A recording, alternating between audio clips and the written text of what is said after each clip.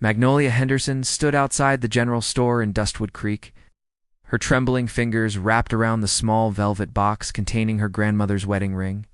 The gold band with its tiny diamond had been her most precious possession, passed down through 3 generations of strong women who had built lives from nothing in this harsh frontier land.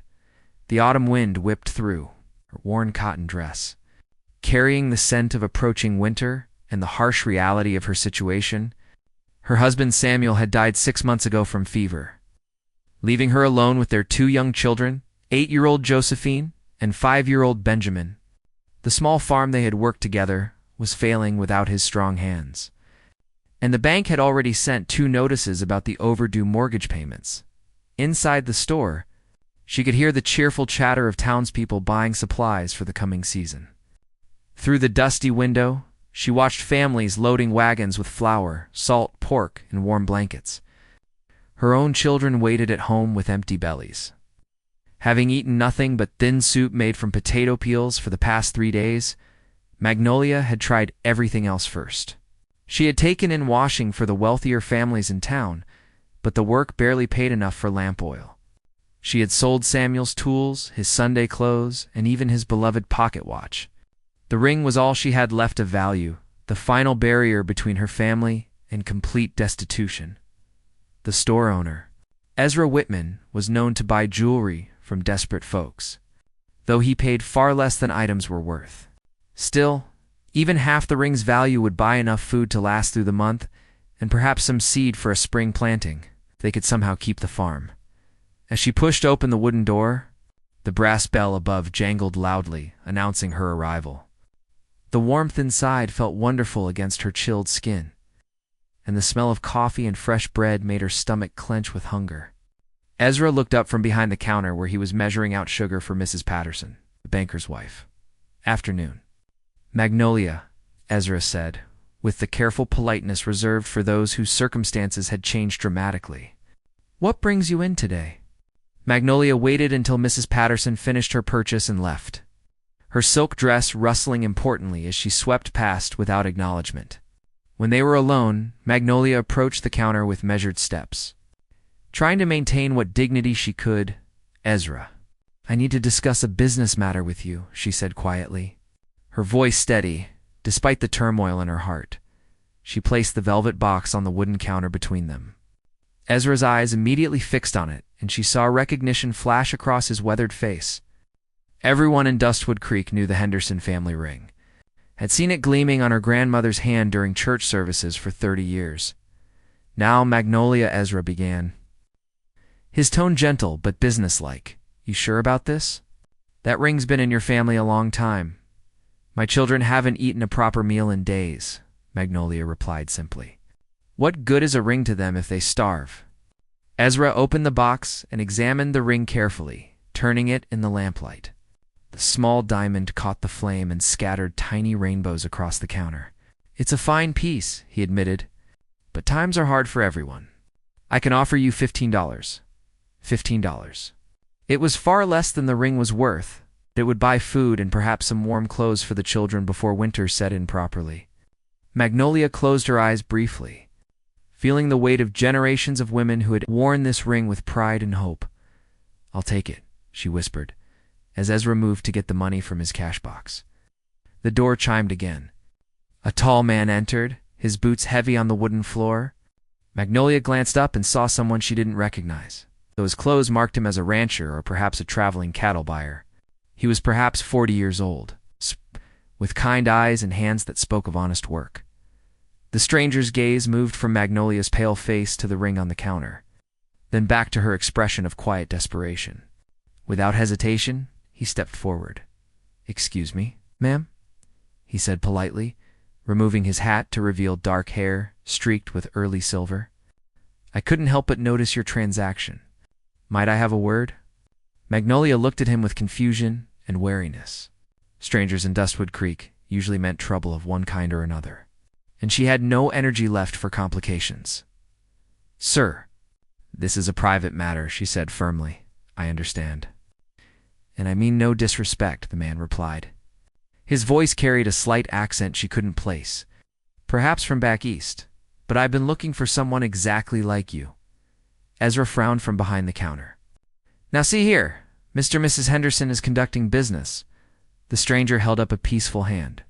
"What I mean to say is, I've just purchased a ranch about 20 miles north of here. The previous owner left it in rough condition, and I need someone to help set it right. Someone who understands hard work and has experience running a household." Magnolia stared at him, certain whether this was some kind of cruel joke. "Sir, I don't know what you're suggesting." "I'm suggesting honest employment, ma'am. I need a housekeeper and cook, someone to help manage the domestic side of ranch operations. The job comes with a house on the property, good wages and meals included. Your children would be welcome, and there's even a small school nearby." The offer seemed impossible, too good to be true. Magnolia had learned to be suspicious of easy solutions, especially from strangers. "Why would you help someone you don't even know?" she asked directly. The man's expression grew thoughtful. "Because I've been where you are, ma'am. Lost my wife and farm back in Missouri 3 years ago. Folks helped me when I had nothing. And now I'm in a position to help someone else." Magnolia looked down at her grandmother's ring, still sitting on the counter between them. The small diamond seemed to wink at her in the lamplight, as if holding secrets of all the women who had worn it through joy and sorrow. "What's your name, sir?" she asked quietly. "Caleb Morrison, ma'am. And I give you my word that this is an honest offer with no strings attached beyond good work for fair wages." Magnolia studied Caleb Morrison's face for a long moment, searching for signs of deception or hidden motives. His weathered features spoke of honest outdoor work, and his steady gaze held no trace of the predatory look she had learned to recognize in men who might take advantage of a widow's. "Desperation. Mr. Morrison," she said carefully. "Your offer is generous, but I have to think of my children's safety. I don't know anything about you or your character." Caleb nodded with understanding. "You're wise to be cautious, ma'am. Tell you what, let me give you references. Pastor Williams over at the Methodist Church in Millfield can vouch for me. So can Jake Sullivan, who sold me the ranch. I've been staying at the boarding house there for 2 weeks while getting affairs in order." Ezra cleared his throat from behind the counter. "Magnolia, you still want to sell this ring? I got other customers waiting." She looked at the ring again, then back at Caleb. Something in his demeanor convinced her that his offer might be genuine. But even if it was, accepting help from a stranger felt dangerous in ways that had nothing to do with physical safety. "Mr. Morrison, assuming your references check out, what exactly would this arrangement entail?" Caleb replaced his hat and pulled a piece of paper from his vest pocket. "I've written it all down here. The main house has 4 bedrooms and needs a thorough cleaning and organization. Previous owner lived alone for years and let things go to ruin. I need someone to cook meals, manage the household, and help me figure out what supplies we need for the coming winter." He handed her the paper, and she scanned the neat handwriting. The wages he offered were more than generous, nearly 3 times what she could make, taking in washing. There's a smaller house about 100 yards. From the main building, Caleb continued, originally built for the ranch foreman, but he moved on last year. It has 2 bedrooms, a kitchen, and a sitting room. You and your children would have complete privacy there. Magnolia felt a flutter of hope mixed with deep skepticism. "And what would prevent you from changing these terms once we're isolated on your ranch?" "Nothing but my word and my character," Caleb replied honestly. "Though I will say this, ma'am. I need you more than you need me. I can manage cattle and horses just fine, but I can't cook worth a damn, and that house is a disaster. Without help, I'll likely starve or freeze before spring." Despite her caution, Magnolia found herself almost smiling at his frank admission. "You really can't cook?" "Last week I tried to make biscuits and created something that could probably stop bullets," Caleb said with self-deprecating humor. "My coffee's so bad even the ranch dogs won't drink it." This time Magnolia did smile. She saw Caleb's expression lighten in response. The moment of shared amusement felt natural and unthreatening. "Mrs. Henderson," Ezra interrupted impatiently. "I got a business to run here." Magnolia looked at the ring one more time, then made her decision. She picked up the velvet box and closed it firmly. "I'm sorry, Ezra, but I've changed my mind about selling today." Ezra's face darkened with annoyance. You can't just waste my time like this. I already figured the price. She didn't waste your time, Caleb said calmly, but with an edge to his voice. The lady is free to change her mind about her own property. Magnolia tucked the ring box into her dress, his pocket, and turned to Caleb. Mr. Morrison, I'd like to speak with your references before making any decisions. If they confirm what you've told me, perhaps we can discuss this arrangement further. That's perfectly reasonable, Caleb agreed. I'm heading back to Millfield this afternoon. Would you like to ride along and speak with Pastor Williams yourself? The offer was practical, but also posed another risk. Traveling alone with a strange man could compromise her reputation. And in a small community like Dustwood Creek, reputation was often all a widow had. I appreciate the offer, but I think it would be better if you could ask Pastor Williams to write me a letter. Have him send it here to Ezra's store. I can do that, Caleb said. Should have it here by tomorrow afternoon, as they prepared to part ways. Caleb paused near the door. Mrs. Henderson, may I ask how you're managing currently? I don't mean to pry, but if you're in immediate need, I could advance you some wages. The offer was tempting, but accepting money before she had committed to the arrangement felt too much like charity. That's kind of you. But we'll manage until tomorrow. Caleb studied her face and seemed to read the pride and desperation pouring in her expression. Of course, I understand. After he left, Magnolia walked home slowly through the dusty streets of Dustwood Creek, her mind churning with possibilities and fears. The small house she and Samuel had rented sat at the edge of town, its paint peeling and roof showing signs of where they couldn't afford to repair. Inside, she found Josephine helping Benjamin practice his letters on a slate board. Both children looked up hopefully when she entered, their faces thin but still bright with childhood resilience. "Mama, did you buy flour?" Josephine asked. Magnolia's heart clenched as she realized her children had been expecting her to return with food. They had probably been listening for her footsteps for the past hour. "Not today, sweetheart, but I may have found something better than flour money." She sat down and gathered both children close. Breathing in their familiar scent and drawing strength from their warm bodies pressed against hers. "Tell me about this something better," Josephine said with the serious tone of a child who had grown up too fast. Magnolia chose her words carefully, not wanting to raise false hopes. "There might be a job opportunity. A ranch job that would come with a house for us to live in and regular meals." Benjamin's eyes grew wide. "Would there be horses, Mama?" "Probably, little one. But nothing is decided yet. We have to wait and see if it's the right situation for our family." That evening, as she tucked her children into the bed they shared in their single bedroom, Magnolia allowed herself to imagine what it might be like to accept Caleb Morrison's offer.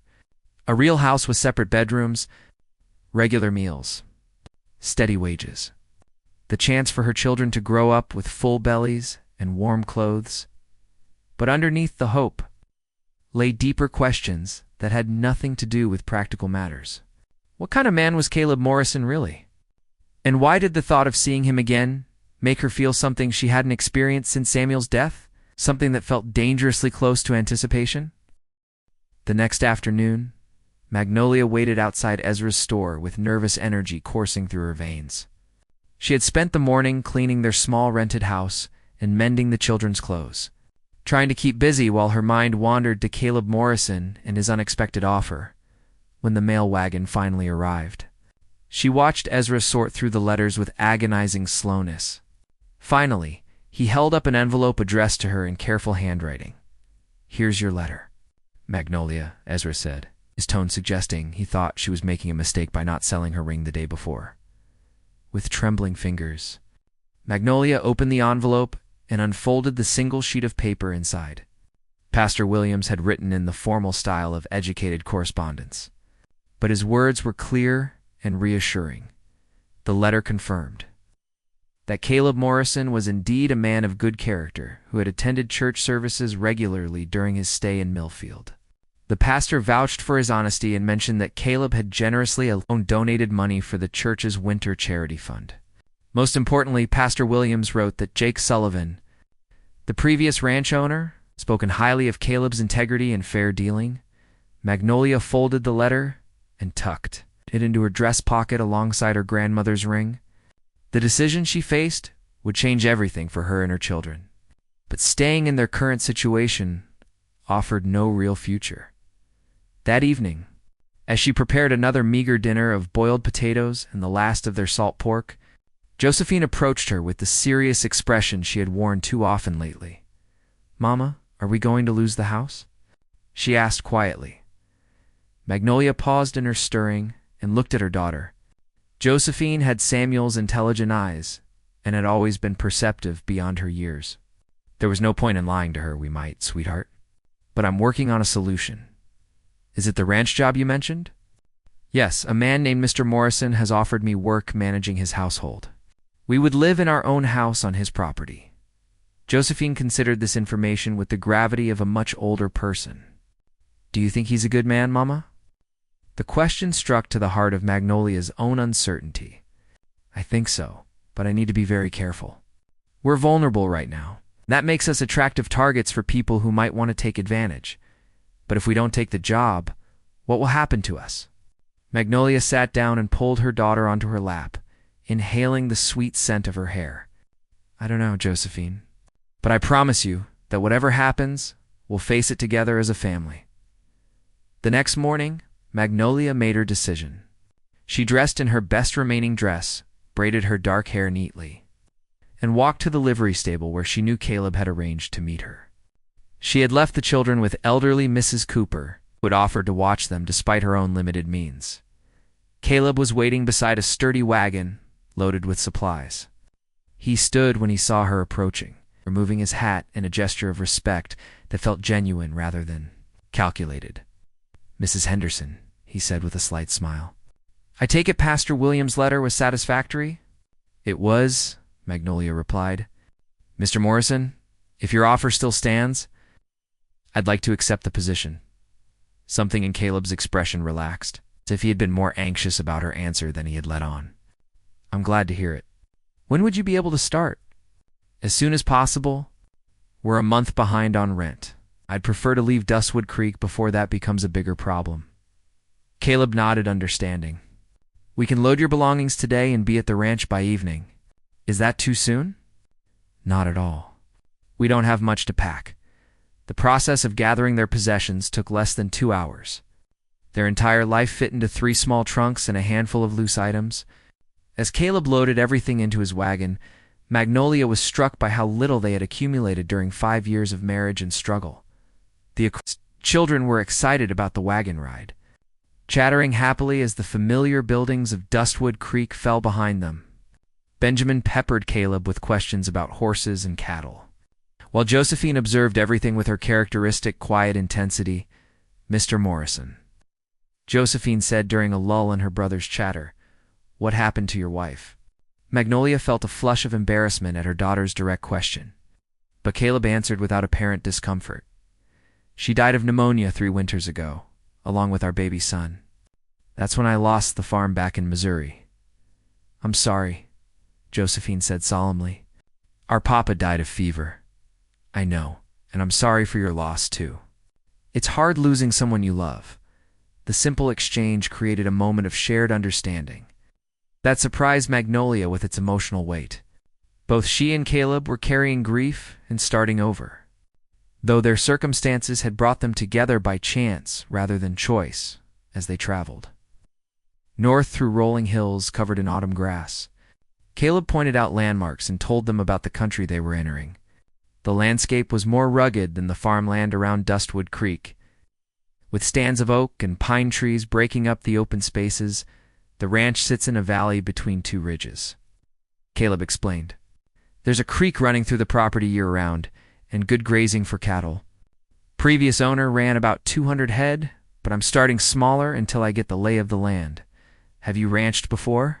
Magnolia asked. "Some my daddy had cattle back in Tennessee when I was growing up. But I've been farming for the past 15 years, so I'm learning as I go." As the afternoon progressed, Magnolia found herself relaxing despite her lingering caution. Caleb seemed genuinely interested in her children's welfare, answering, Benjamin's endless questions with patience and treating Josephine's more serious inquiries with respect. When they finally topped a ridge and saw the ranch spread out below them, Magnolia caught her breath. The valley was more beautiful than she had imagined. With golden grass waving in the breeze and the creek winding through like a silver ribbon, the main house was larger than she had expected, built of local stone with a wide covered porch. "There's your house," Caleb said, pointing to a smaller building nestled among a grove of cottonwood trees. "I had it cleaned up as best I could, but you'll want to arrange things to suit your family." As they descended into the valley, Magnolia felt something she hadn't experienced in months. For the first time since Samuel's death, she felt a flutter of hope about the future. The ranch represented possibility, a chance for her children to grow up with space to run and food on the table. But underneath, the hope lay a growing awareness of Caleb Morrison as more than just an employer. Throughout the long wagon ride, she had found herself studying his profile when he wasn't looking, noticing the way he handled the horses with gentle competence and spoke to her children with natural kindness. Such thoughts felt like a betrayal of Samuel's memory. Yet she couldn't entirely suppress them. Whatever challenges lay ahead, she sensed that this man and this place would change their lives in ways she couldn't yet imagine. The small house that was to be their new home exceeded every hope Magnolia had dared to nurture. Built of sturdy pine logs with a stone chimney, it had 2 real bedrooms, a kitchen with a proper cook stove, and a sitting room with windows that looked out toward the creek. After months of crowding into a single room, the space felt luxurious. "Mama, look." Benjamin called from one of the bedrooms. "I can see horses from the window." Josephine was exploring more quietly, running her hands along the smooth wooden walls and examining the handmade furniture that Caleb had arranged to have brought in. Everything was simple but well-crafted, built to last through harsh frontier winters. "Mr. Morrison," Magnolia said as they stood in the kitchen, "this is far more than I expected." "The arrangement is very generous," Caleb shrugged with apparent embarrassment. "Like I said yesterday, I need you more than you need me. Besides, a family should have proper space to live." Over the next several days, they settled into routines that surprised Magnolia with how naturally they developed. She woke early each morning to prepare breakfast for Caleb before he rode out to work with the cattle, then spent her days cleaning and organizing the main house, which had indeed been neglected for years. The work was satisfying in ways she hadn't anticipated. The previous owner had left behind beautiful furniture and household items that just needed proper care to shine again. She found herself taking pride in polishing silver candlesticks and hanging fresh curtains she had sewn from fabric Caleb brought from town. Her children adapted to ranch life with the resilience of youth. Benjamin spent hours watching the cattle and horses from a safe distance, while Josephine appointed herself assistant housekeeper, helping with lighter chores and keeping detailed lists of supplies they needed. Most evenings, Caleb joined them for dinner at their small house. These meals became the highlight of Magnolia's days, though she tried not to examine too closely why his presence brought her such contentment. The children clearly adored him, and he seemed to genuinely enjoy their company. "Mr. Morrison," Josephine said one evening as they finished a dinner of beef stew and fresh biscuits, "why don't you eat your meals in the big house?" Caleb glanced at Magnolia before answering. "Well, your mama's the best cook I've ever encountered, and this kitchen always smells like cinnamon and fresh bread. The main house feels pretty empty by comparison. You could move in with us," Benjamin suggested with 5-year-old logic. "There's an extra bedroom." Magnolia felt heat rise in her cheeks. "Benjamin, that wouldn't be proper. Mr. Morrison has his own house, but Mama, he's always here anyway, and he fixes things when they break. Papa used to fix things." The innocent comparison hit Magnolia like a physical blow. She saw Caleb's expression grow careful and realized that her children were beginning to see him as filling the role their father had left vacant. After children were asleep that night, Magnolia and Caleb sat on the front porch discussing practical matters about ranch operations. But underneath their conversation about winter feed and fence repairs lay the growing tension of their undefined relationship. "Mrs. Henderson," Caleb said finally, I hope Benjamin's suggestion earlier didn't make you uncomfortable. I want you to know that I respect the boundaries of our arrangement. Magnolia studied his face in the lamplight spilling from the kitchen window. I appreciate that, Mr. Morrison. But I have to ask, what are your expectations for this situation? Long term, I mean? Caleb was quiet for a long moment, apparently choosing his words carefully. Honestly, I hadn't thought much beyond getting through the winter when I made the offer. I knew I needed help, and you clearly needed work. But now that we're here, I find myself hoping you'll want to stay permanently as your employee. As whatever feels right to you and your family, the ambiguous answer both frustrated and intrigued her. Mr. Morrison, I need to be very clear about something. I'm not looking for a husband. I'm looking for stability and security for my children. I understand that completely. But I also think it's only fair to tell you that I've grown very fond of you and your children. If circumstances were to change in the future, I'd be honored to be considered as more than just an employer. Magnolia felt her heart racing at his careful words. Part of her was drawn to the idea of a partnership with this kind, steady man. But another part felt that accepting such feelings would somehow diminish what she had shared with Samuel. I think we should concentrate on making the current arrangement work, she said finally. Agreed. But Magnolia, may I call you Magnolia? I want you to know that whatever happens, you and your children have a home here for as long as you want it. 3 weeks into November, an early blizzard struck the valley with unexpected fury. Magnolia woke to find snow piled against the windows and the wind howling with frightening intensity. When Caleb didn't appear for his usual early breakfast, she began to worry. By mid-morning, she was genuinely frightened. The storm showed no signs of letting up, and she knew Caleb would never stay away from the house this long unless something was wrong. The cattle would need attention, but more importantly, she had come to depend on his steady presence in ways that surprised her. "Mama, where's Mr. Morrison?" Josephine asked, echoing her own concerns. "I don't know, sweetheart, but I'm sure he's fine. He probably took shelter somewhere on the ranch until the storm passes." But as the hours dragged by with no sign of him, Magnolia's worry deepened into real fear. She had lost one man she cared about to circumstances beyond her control. The thought of losing another was unbearable, and the intensity of her emotion forced her to confront feelings she had been trying to ignore. When evening came, and Caleb still hadn't returned, Magnolia made a decision that would have seemed impossible just months earlier. She bundled the children in their warmest clothes, lit a lantern, and prepared to venture out into the storm to search for the man who had become far more important to her than just an employer. "Mama, it's dangerous out there," Josephine said with adult-like concern.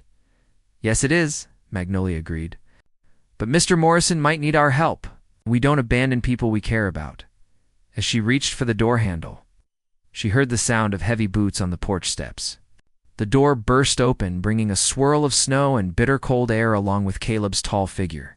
He was covered in snow and ice, his face red with cold but alive and unharmed.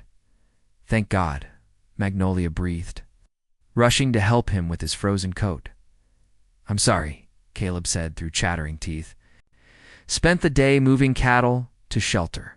Got caught in a ravine when the worst of the storm hit and had to wait it out." As she helped him warm up with hot coffee and blankets, Magnolia realized that her feelings for this man had moved far beyond gratitude or professional respect. Somewhere in the midst of shared meals and quiet conversations, she had begun to love again. The realization that she had fallen in love with Caleb Morrison hit Magnolia like a lightning strike during that snowy evening. She watched him interact with her children. The way Benjamin climbed onto his lap without hesitation. How Josephine brought him her schoolwork to review. The natural ease with which he had become part of their family circle, all pointed to a truth she had been avoiding. But acknowledging her feelings brought a storm of guilt and confusion. Samuel had been dead less than a year, and here she was developing deep affection for another man. In the small communities where she had spent her life, widows were expected to mourn much longer before even considering remarriage. If they remarried at all, over the following weeks. As winter settled over the ranch in earnest, Magnolia found herself watching Caleb with new awareness. She noticed how his eyes lit up when he saw her children, how he never failed to compliment her cooking. how he had quietly repaired things around their house without being asked. Most telling of all, she noticed how empty the evening felt on the rare occasions when ranch business kept him away from their shared dinner. The children, with their uncomplicated acceptance of change, had already embraced Caleb as a permanent fixture in their lives. Benjamin had taken to calling him Uncle Caleb, while Josephine confided in him about her lessons and asked his advice on matters both important and trivial. One snowy afternoon in December, as Magnolia worked on mending clothes while the children napped, she heard a soft knock at the kitchen door. She opened it to find Caleb standing there with an expression that suggested he had something important to discuss. "Magnolia, could we talk privately for a few minutes?" They sat at the small kitchen table while snow fell steadily outside the window. Caleb seemed unusually nervous, turning his hat in his hands as he gathered his thoughts. "I've been doing some thinking about our situation," he began carefully. "About where we stand and where we might be heading." Magnolia's heart began beating faster. "What kind of thinking?" "The kind that keeps a man awake at night wondering if he's fooling himself about what he sees in a woman's eyes." The direct statement caught her off guard. She had thought she was being careful to hide her growing feelings, but apparently she had been more transparent than she realized. "Caleb," she said, using his first name deliberately, "this is complicated territory we're entering. I know it is. But I also know that pretending these feelings don't exist isn't working for either of us." Magnolia looked down at her hands. Seeing the pale line on her finger where Samuel's wedding ring had once rested, she had moved it to a chain around her neck weeks ago, unable to fully explain the impulse even to herself. "I loved my husband very much," she said quietly. "I know you did. And I loved my wife. But that doesn't mean we're not capable of loving again." The simple truth of his words cut through her confusion. "What are you asking me, Caleb?" "I'm asking if you think there might be a future for us beyond this employment arrangement." "Not immediately. Not until you're ready." But eventually, before she could answer, Benjamin burst into the kitchen with the dramatic flair of a 5-year-old who had important news to share. "Uncle Caleb, Josephine said you might marry Mama, and then we could all live in the big house together." Magnolia felt mortification wash over her. "Benjamin, that's not appropriate conversation." Caleb, however, seemed more amused than embarrassed. "Well, Benjamin, that would depend on whether your mama would want such an arrangement." "She should," Benjamin announced with certainty. "You make her smile more than she used to, and you're teaching me about horses, and you fixed my toy wagon when the wheel came off." Out of the mouths of babes, Magnolia thought. Her 5-year-old had just summarized the practical and emotional benefits of the situation with startling clarity. That evening, after the children were asleep, Magnolia found herself alone with thoughts that could no longer be avoided. She walked through the small house that had become home, noting all the ways Caleb had quietly made their lives better. The repaired window latch, the extra firewood he chopped and stacked, the books he had brought from town for Josephine, the wooden horse he had carved for Benjamin. More than that, she thought about how much lighter her burdens felt when shared with someone who genuinely cared about her welfare. The constant worry about money and security had eased. But so had the crushing loneliness of facing every decision alone. She was still standing by the kitchen window when she heard footsteps on the porch. Caleb appeared at the door, holding a steaming mug. "Thought you might like some of that tea you're always making," he said. Offering her the cup, they stood together in comfortable silence, watching snow fall in the lamplight. Finally, Magnolia found the courage to voice what had been growing in her heart. "Caleb, when I almost lost you in that blizzard, I realized something that frightened me." "What was that?" "I realized that you've become essential to my happiness, not just my security. Somewhere along the way, this stopped being about employment and started being about family." Caleb set down his mug and turned to face her fully. "And how do you feel about that realization?" Terrified and hopeful in equal measure. He reached for her hand and she didn't pull away. "Magnolia, I need you to know that if we take this step, it won't be because you have no other choices. You're a strong, capable woman who could make her way in the world with or without me. I want us to be together because we choose each other, not because circumstances forced us together." The distinction was important, and she appreciated that he understood the difference. What would it look like, choosing each other? It would look like a real partnership. Shared decisions, shared responsibilities, shared joys and troubles. It would look like me legally adopting Benjamin and Josephine if they wanted that. It would look like building something permanent together. The vision he painted was so appealing that Magnolia felt tears spring to her eyes. And if I said yes, what would people say about a widow remarrying so quickly? They'd say you were smart to secure a good future for your children, Caleb replied firmly. And anyone who said otherwise would have to answer to me. Magnolia looked down at their joined hands, noting how perfectly hers fit within his larger ones. The gesture felt natural, as if they had been holding hands for years rather than minutes. I need time to think, she said. Finally, take all the time you need. I'm not going anywhere. 2 days later, as she was preparing Christmas dinner, Magnolia made her decision. She had been watching Caleb help Benjamin build a snow fort, while Josephine supervised from the porch, calling out architectural suggestions with the authority of someone who had read every book in the territorial library. The scene represented everything she wanted for her children and for herself. Not just security or convenience, but genuine happiness and the kind of deep contentment that came from being exactly where you belonged. That evening, as they sat around the kitchen table finishing their Christmas meal, Magnolia cleared her throat to get everyone's attention. I have an announcement to make, she began, her voice steady despite her racing heart. 3 faces turned toward her expectantly. Caleb's expression was carefully neutral, but she could see hope flickering in his eyes.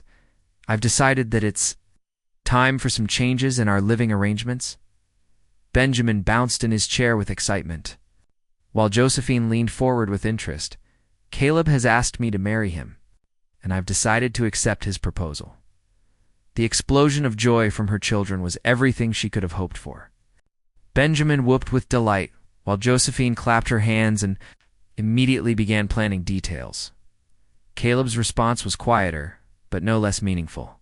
He reached across the table and took her hand, his eyes bright with emotion. Are you certain? He asked softly. I've never been more certain of anything in my life that night. As she tucked her children into their beds for the last time in the small house, Magnolia felt peace settle over her like a warm blanket. Tomorrow, they would move into the main house as a real family. Tomorrow, she would begin wearing her grandmother's ring again. But this time it would represent not just her past, but her future as well. Spring arrived at the Morrison Ranch with an explosion of wildflowers and the promise of new beginnings. Magnolia Morrison, as she was now called, stood on the wide porch of the main house, watching her children play in the meadow where she and Caleb planned to plant a vegetable garden. The wedding had taken place in February. A simple ceremony in the parlor with Pastor Williams officiating and Jake Sullivan serving as witness. She had worn her best dress with her grandmother's ring, while Caleb had looked handsome in a new suit, ordered specially from Denver. Benjamin and Josephine had stood beside them, beaming with happiness at the formalization of what already felt like a complete family. The months since their marriage had brought adjustments and discoveries that surprised Magnolia with their naturalness. Moving into the main house had been exciting for the children, who delighted in having so much space to explore.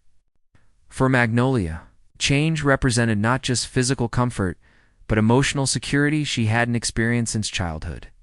Caleb had proven to be everything she had hoped for in a husband and stepfather. He was patient with the children's questions and boundless energy, steady in his affection for her, and gradually revealing depths of character that made her fall more in love with him each day. The ranch was thriving. Under their combined management, Caleb's skill with cattle and horses, combined with Magnolia's practical intelligence and organizational abilities, had created a partnership that worked on every level. They had expanded the herd, improved the buildings, and established themselves as reliable neighbors in their small community. Benjamin called from the meadow, waving a handful of early wildflowers. Look what I found for you. Magnolia walked down the steps to meet him, accepting the slightly crushed bouquet with the appropriate level of appreciation. At 6 years old, Benjamin had grown tall and confident under Caleb's gentle guidance. Though he still brought her flowers and climbed into her lap when thunderstorms frightened him. Josephine, now 9, had appointed herself chief organizer of household activities and keeper of family records. She maintained detailed lists of everything from pantry supplies to the names and birth dates of all the cattle. Approaching each task with the seriousness of a bank president, Mrs. Morrison. A voice called from the direction of the main road. Magnolia turned to see a familiar figure approaching on horseback. Ezra Whitman from the general store in Dustwood Creek was riding toward them. His horse loaded with what appeared to be supplies. Mr. Whitman, Magnolia called in response, curious about what had brought him so far from town. What brings you out our way? Ezra dismounted and removed his hat politely. Good afternoon, Mrs. Morrison. I hope you don't mind the unexpected visit, but I have some business to discuss with you and your husband. Caleb appeared from the direction of the barn, apparently having spotted their visitor. Ezra, he said with a nod, what can we do for you? Well, sir, I've come to make a proposition. I've been thinking about expanding my operation, maybe opening a second store closer to the ranching country up this way. I'm wondering if you folks might be interested in partnering with me. The suggestion was intriguing. The nearest general store was a full day's ride away, and Magnolia had often thought about how convenient it would be to have supplies closer at hand. What did you have in mind exactly? Caleb asked. I'm thinking we could build a store at the crossroads about 5 miles south of here. Good location where several ranch roads come together. I'd supply the inventory and handle the business side. But I need local partners who know the area and the people. Magnolia found herself interested despite her wariness of Ezra's past business practices. And what would our role be in such a partnership? Mrs. Morrison, you've got a reputation now for being one of the smartest women in 3 counties. Folks, trust your judgment. I figure with your organizational skills and your husband's standing in the community, we could build something profitable for everyone. The conversation continued for nearly an hour as they discussed details and possibilities. By the time Ezra prepared to leave, they had agreed to consider his proposal and give him an answer within 2 weeks. That evening, as they sat in their parlor after the children had gone to bed, Magnolia and Caleb talked through the implications of the business opportunity. What do you think? Caleb asked. Does it appeal to you? It does, Magnolia admitted. I've always enjoyed the challenge of managing complex projects, and it would give us another source of income. But more than that, it would let us contribute something lasting to this community. My thoughts exactly. And it would be something we built together, from the ground up, as they continued to discuss plans and dreams. Magnolia reflected on how far she had traveled from that desperate day when she had almost sold her grandmother's ring. The woman who had stood in Ezra's store, trembling with hunger and fear, felt like a different person entirely. She looked down at her left hand, where the small diamond caught the lamplight just as it had that day months ago, but now it represented not the last vestige of a vanishing past, but the foundation stone of a future she was actively building. Caleb, she said suddenly, do you remember what you said to me that first day in Dustwood Creek? About needing me more than gold? He smiled at the memory. I do. And I meant every word. I think I understand now what you were really saying. You weren't just offering me employment. You were offering me the chance to be valued for who I am and what I could contribute. That's exactly what I was offering. Though I have to admit, I was hoping for more than just a business arrangement even then. Magnolia reached for his hand, marveling again at how perfectly theirs fit together. You've got more than you bargained for. 2 children, a headstrong wife, and now a potential business partner. Best bargain I ever made, Caleb replied, bringing her hand to his lips for a gentle kiss. Outside their window, the prairie wind carried the scent of spring grass and the distant sound of cattle settling for the night. Inside their warm house, surrounded by the evidence of the life they had built together, Magnolia Morrison felt the deep satisfaction of a woman who had found her place in the world. The ring that had once represented her last hope now symbolized endless possibilities. She had given up her gold for food that day in Dustwood Creek, but in exchange she had gained something infinitely more precious, a love that had grown from necessity into choice, from desperation into joy, and from survival into a future bright with promise. As she and Caleb made plans for their store and their expanding ranch, Magnolia knew that her grandmother would have approved. The ring had passed to another generation of strong women, and it would continue to represent not just endurance but the courage to embrace new beginnings when love offered them.